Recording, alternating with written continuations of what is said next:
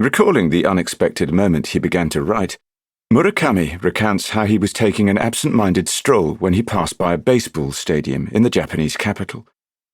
Perhaps the world's most widely read author today had no idea what was about to happen that April afternoon when, on a whim, he bought a ticket and sat down to watch a minor league game. Until then, his life had largely revolved around the Peter Cat Jazz Bar, which he'd opened with his wife while he was still a student. As he watched the Yakult Swallows play the Hiroshima Carp, a local player named David Hilton came up to bat. When Murakami heard the sharp crack of the wood against the ball, something clicked inside him. In his own words, "Suddenly, it was as if I had been struck by lightning, and I knew with complete clarity that I was going to be a writer." As if having unexpectedly crossed some hidden threshold, he sat down to write his first novel, Hear the Wind Sing, at the age of 30. This novel went on to win a notable award and launch a career that would change his life forever, as well as shine a light on the solitude of millions of people. Recognizing your own click.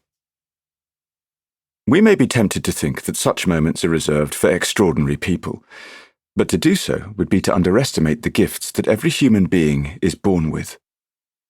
As the emperor and philosopher Marcus Aurelius said, "If anything is within the powers and province of man, believe that it is within your own compass also."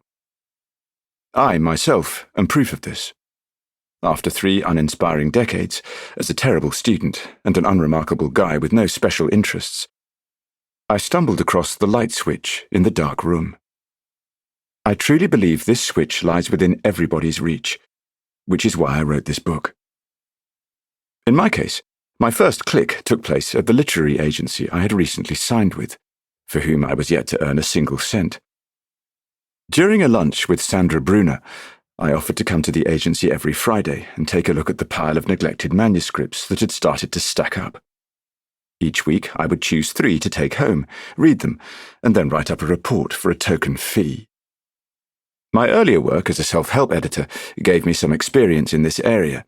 Plus, no one seemed to want to publish any of my work at the time, besides my books for children and young adults. So, I had plenty of free time, and an inner voice, "We'll explore these feelings of intuition throughout this audiobook," told me I would do well with this overlooked task. Carefully and with an open mind, I devoted myself to the mission, and the click soon came. In late May 2004, one of the manuscripts I'd chosen that week was a 2-volume novel called El Bastacho, which had so far been rejected by 8 publishers. Although it was fairly poorly written, from the first few lines, I could feel an electric current running down my spine. Over time, I would come to recognize that signal as my own personal click, telling me I was dealing with something important. After reading a few pages of the historical novel, in which a boy and his father, fleeing misery and death, seek refuge in medieval Barcelona, I typed out a note that would accompany my report. With a fresh title and proper editing, the note said, "This novel could be our language's version of Pillars of the Earth." Sandra Brunner passed on my comment to a major publisher, who requested the manuscript everyone else had rejected and proceeded to offer €10,000 to its astonished author, who had self-published his previous book. The novel was released as Cathedral of the Sea and became an unprecedented triumph for a Spanish writer of the genre, selling 6 million copies and being translated into over 15 languages.